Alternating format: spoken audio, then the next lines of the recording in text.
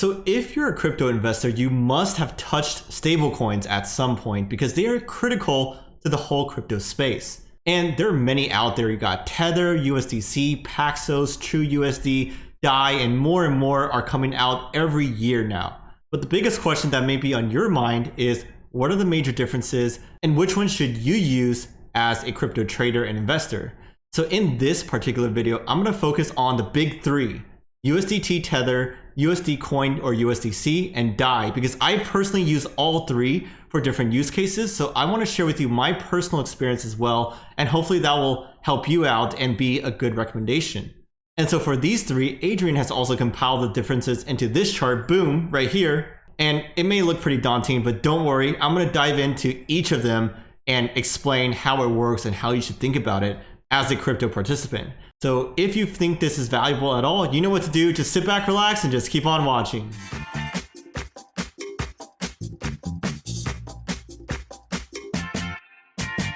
Welcome back to Bitcoin for Beginners. I'm your host, Kevin, and in this channel, we're all about deep research with honest opinions and no frills nor fluff. As always, I leave timestamps down below for your viewing pleasure. And if you like what you watch, then please just smash that like button because that would help me out immensely. So first, a few high-level thoughts on why stablecoins, right? Well, if you take a look at crypto exchanges, most of them don't accept USD or fiat because of regulatory reasons. It's hard to get an on-ramp. And the ones that do accept fiat, they don't have a lot of other choices or trading pairs in terms of altcoins. And as a byproduct of that, it's also not easy to cash out into fiat on most exchanges out there.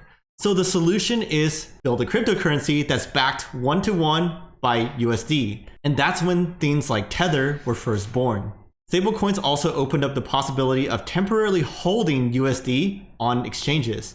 It also makes it much faster to transfer USD or something equivalent between exchanges. Also solves the volatility problem of crypto. So if you're sending across borders with remittances, for example, stablecoins are great for that purpose.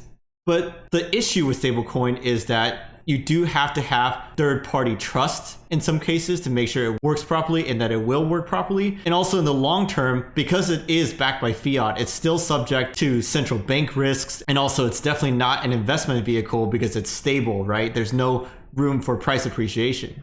The first one I want to dive into is Tether USDT. And this was one of the first companies to introduce stablecoins into the market, born in 2015. And Tether has the same parent company as Bitfinex, so they're closely connected. Initially, it was run on the Omni protocol, something very similar to Bitcoin, but now it's expanded to the ERC20 network and the TRC20 for Tron network as well. And so now most of the value is exchanged on the Ethereum network rather than Omni. And up to this day, they still remain the leading stablecoin in terms of usage and adoption out there, even though there's a lot of drama like not being pegged one-to-one and a lot of other shadiness going on that's been talked about in other videos, including one that we made recently. So I'm not going to rehash all of that out here, but what you need to know is that there's a lot of drama and potentially shady stuff going on behind the scenes with Tether, but a lot of that's not proven either. So just keep that in mind. And despite their potentially not so stellar reputation, they are by far the most used and adopted one. And they're ranked number 3 overall in terms of market cap in the whole crypto space, behind just Bitcoin and Ethereum. In my personal experience, I've used and received USDT multiple times before to send to people, to receive for payments. And I've largely used it without a problem. The peg has held pretty solid. And I used it on Kraken to exchange dollars and withdraw those dollars to my bank account.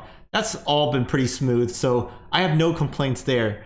And in terms of Tether's life cycle and progression so far, in the 2017 bull market peak, it was ranked number 27 and had a $1.4 billion market cap with roughly 1.9 billion daily trading volume. And in early 2020, it was ranked number 4 overall with a $4 billion market cap and roughly $24 billion daily trading volume. And now in early 2021, it's ranked number 3 overall with roughly $26 billion total market cap and a whopping $115 billion daily trading volume. So that's Tether. Now let's touch on another new one that I really like called USD Coin or USDC, made by Center. And they have a lot of impressive backers like Goldman Sachs, Silvergate, US Bancorp, and so forth. And it was created back in 2018 by a joint deal between Circle and Coinbase, 2 really big players, really legitimate companies in the crypto space. USDC is also pegged 100% backing 1-to-1 with US dollars.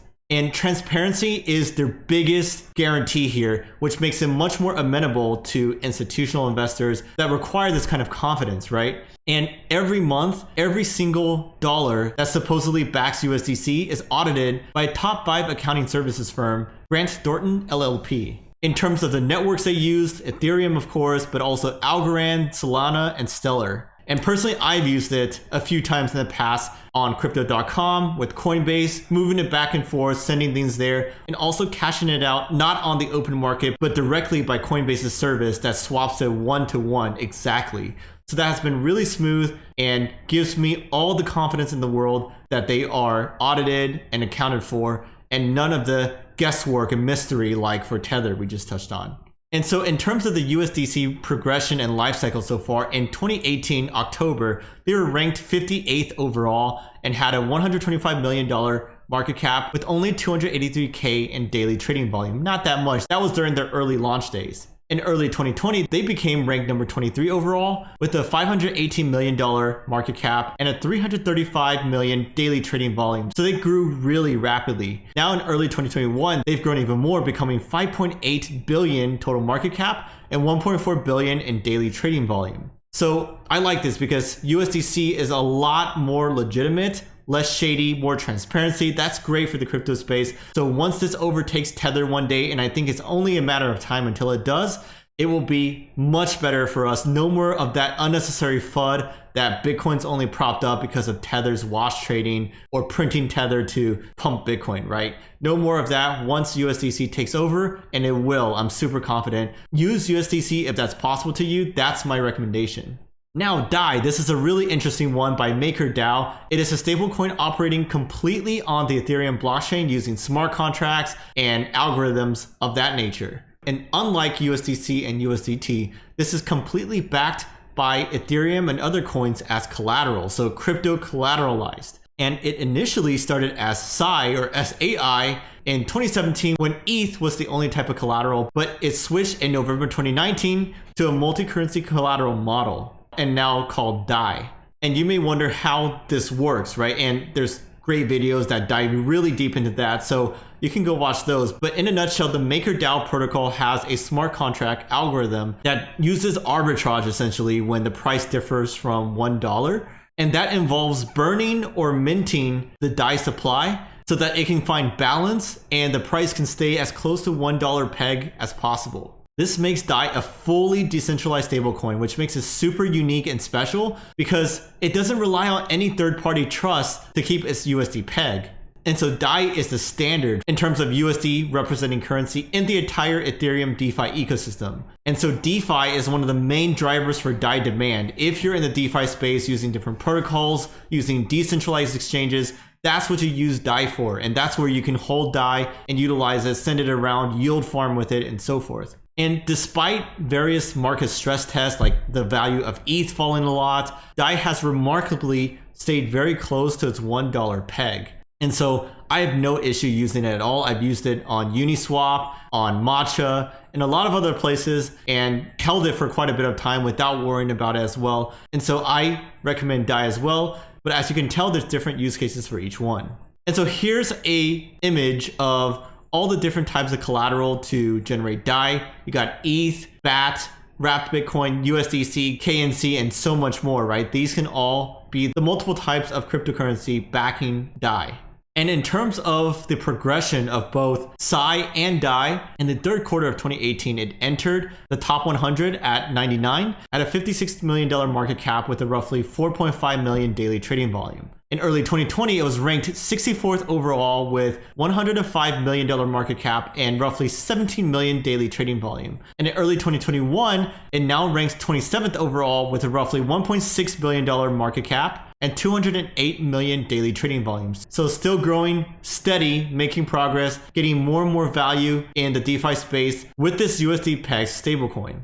So here is just a great table showing you their rough rankings right now as of February 2021 in terms of the 3 different types, their market cap and trading volume. Just an easy and quick snapshot for you to take a look at. And like I said, here is once again a longer look at side-by-side comparison in terms of the 3 stablecoins that I wanted to dive into with you today. And you can feel free to pause it here, but we compare it in terms of track record, transparency, its backing, its price peg, liquidity, and a lot of other aspects that are important and matter to you as an investor, right? Like, how decentralized do you want it to be? How certain about its pegging do you want it to be? How liquid is it? And so forth. That all matters when you're deciding what's your use case and which one you want to utilize in terms of stablecoins. So some quick final thoughts by me. In multiple ways, they're all pretty similar, right? They all relatively hold their peg well to the US dollar. They have enough liquidity and availability, all 3 of them. And it all just depends on your risk level and your use case, right? For short term, I think all 3 are fine. But for really long-term holding, I think USDC is the safest one because the other 2 still have some systemic concerns behind them, like either the smart contract has an error or some crazy market conditions, right? Or for USDT, if Tether finally comes collapsing like some of the critics say, that may be a problem too. But I've used all 3. I've used Tether inside Kraken, I've used USD Coin in Coinbase, and I've used DAI within Uniswap and Matcha and so forth. And they all work fine in their particular use cases and silos, depending on who's sending it to you, what you're utilizing it for, and so forth. But anyways, let me know if you have any questions. Stablecoins is something that is really important. It's not a sexy topic per se. There's no price appreciation after all, but you will utilize it in some form or another if you're a crypto investor or trader. So let me know what you think about this. If I missed anything, just comment below. Please smash that like button. You'd help me out greatly. I hope you have an amazing rest of your day, and I'll catch you all next time.